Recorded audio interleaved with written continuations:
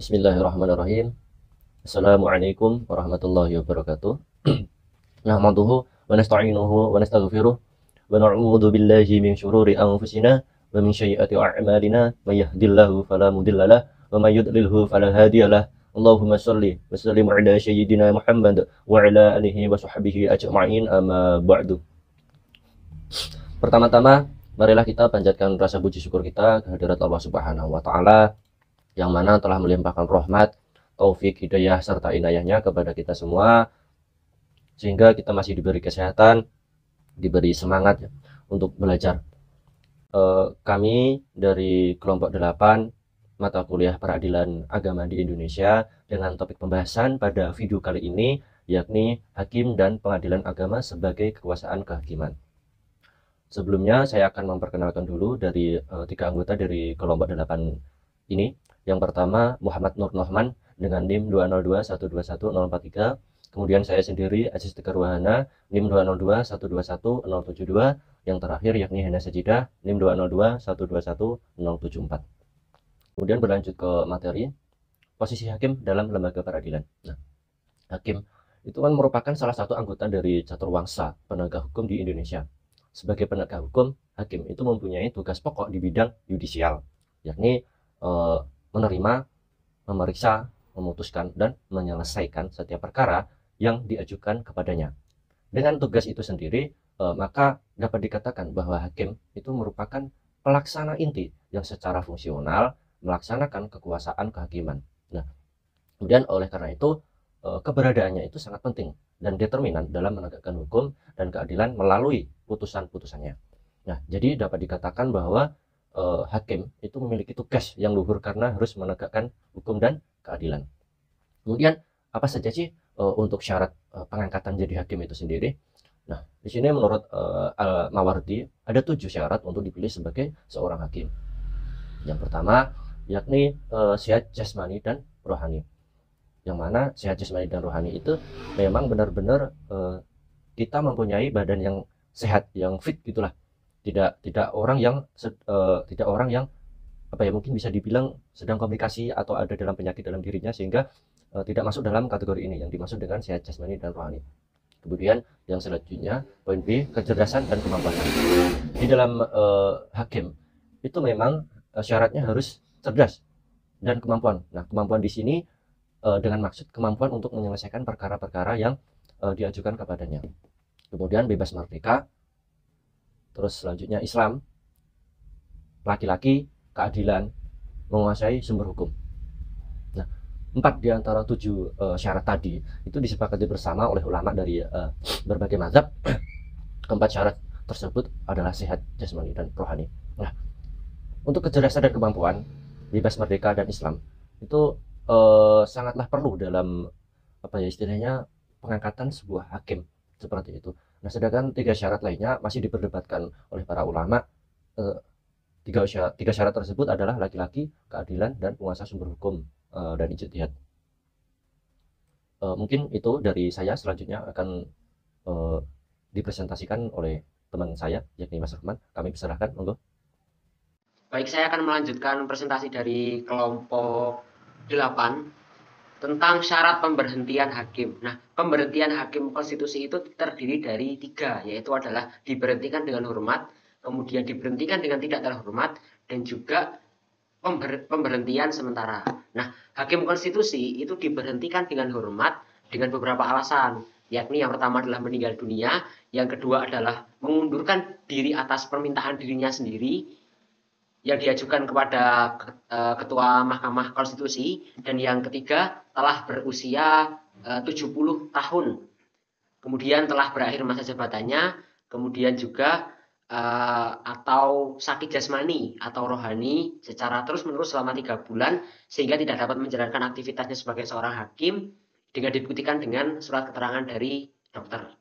Nah, hakim konstitusi itu diberhentikan dengan tidak hormat apabila yang pertama itu dijatuhi hukuman pidana berdasarkan putusan pengadilan yang telah memperoleh kekuatan hukum yang tetap karena melakukan tindak pidana yang diancam dengan pidana penjara gitu. Kemudian yang kedua adalah melakukan perbuatan tercela, misalkan mencuri atau kekerasan seksual dan sebagainya. Kemudian yang ketiga adalah tidak menghadiri persidangan yang menjadi tugas dan juga kewajibannya selama 5 kali berturut-turut tanpa ada alasan yang sah. Jadi hakim itu kan memiliki tugas dan juga kewajiban untuk menghadiri persidangan dan juga memimpin adanya persidangan, begitu. Kemudian yang keempat adalah melanggar sumpah dan juga janji jabatannya, gitu. Kemudian yang kelima, dengan sengaja menghambat Mahkamah Konstitusi untuk memberikan putusan dalam waktu sebagaimana yang dimaksud dalam pasal 7B ayat 4 Undang-Undang Dasar Negara Republik Indonesia tahun 1945. Kemudian yang selanjutnya adalah melanggar larangan merangkap jabatan. Nah, merangkap jabatan ini yang pertama adalah menjadi pejabat negara lainnya. Kemudian yang kedua adalah menjabat sebagai anggota partai politik. Kemudian yang ketiga menjabat sebagai seorang pengusaha. Kemudian menjabat sebagai advokat dan juga menjabat sebagai pegawai negeri, begitu. Kemudian selanjutnya tidak lagi memenuhi syarat menjadi hakim konstitusi atau melanggar kode etik dan juga pedoman perilaku hakim dari konstitusi.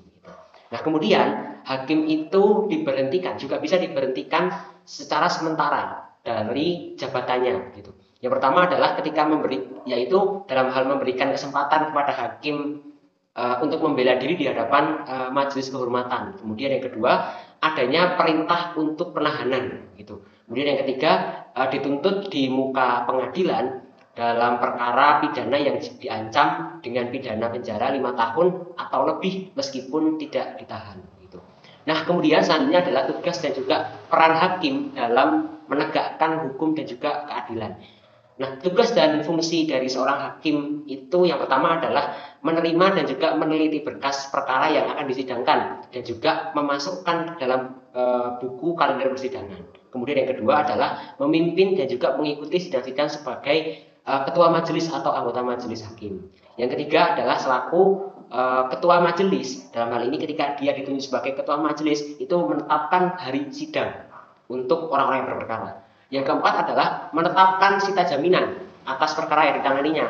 Gitu. Kemudian yang kelima, mengonsep putusan atau penetapan dan juga memparafnya atau menandatanganinya. Gitu. Kemudian yang keenam adalah meneliti ketikan putusan atau penetapan dan juga memparafnya lagi. Nah, kemudian yang ketujuh adalah memonitoring perkara-perkara tundaan yang menjadi wewenangnya untuk diproses lebih lanjut dengan dibantu oleh panitera pengganti. Nah, kemudian yang kedelapan, bertanggung jawab atas pembuatan dan juga kebenaran berita acara persidangan dan juga menandatanganinya bersama panitera pengganti sebelum adanya sidang berikutnya.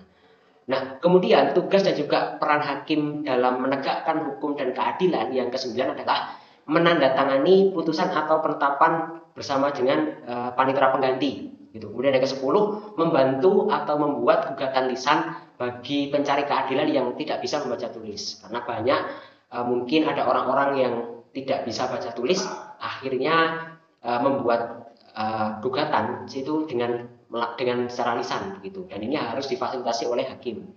Kemudian yang ke-11 adalah membuat jadwal persidangan, gitu. Kemudian yang ke-12, secara berkala melaporkan perkara yang ditanganinya ini kepada ketua pengadilan agama, gitu, terhadap kasus-kasus yang ditangani.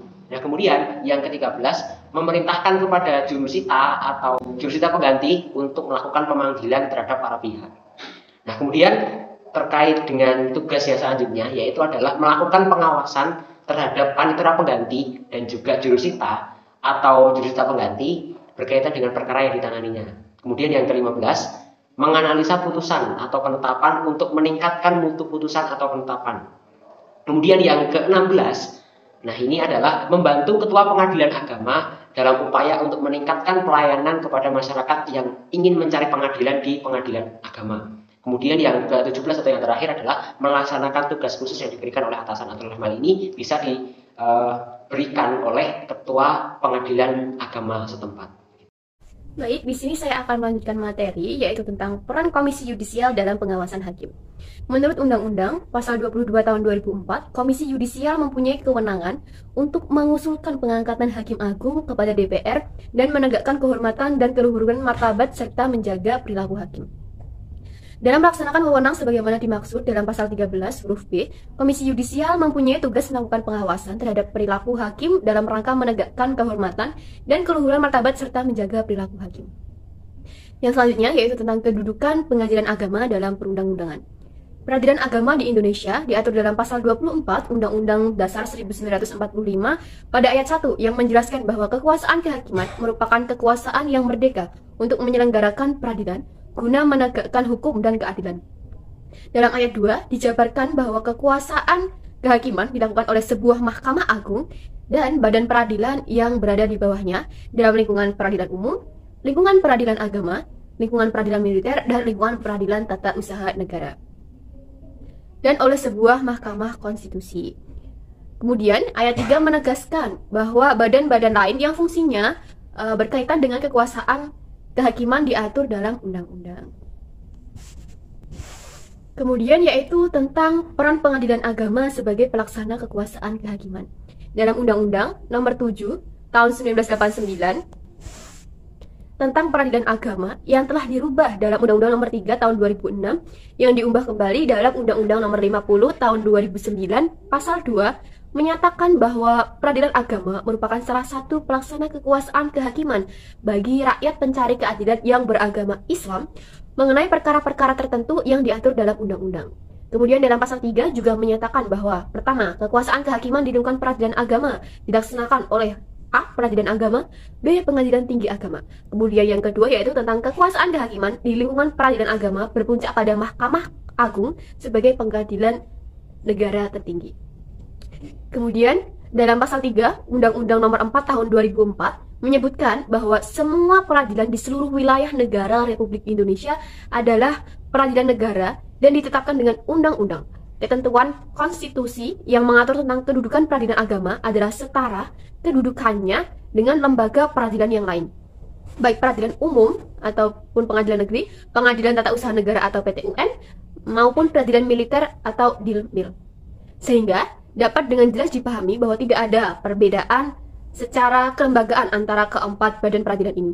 Semua badan peradilan merupakan peradilan negara yang menjalankan kekuasaan kehakiman berdasarkan kewenangan masing-masing sebagaimana telah ditetapkan dalam undang-undang. Oke, yang selanjutnya yaitu tentang peran peradilan agama sebagai peradilan khusus. Peradilan agama dikatakan peradilan khusus karena peradilan agama mengadili perkara-perkara perdata tertentu dan untuk golongan masyarakat tertentu.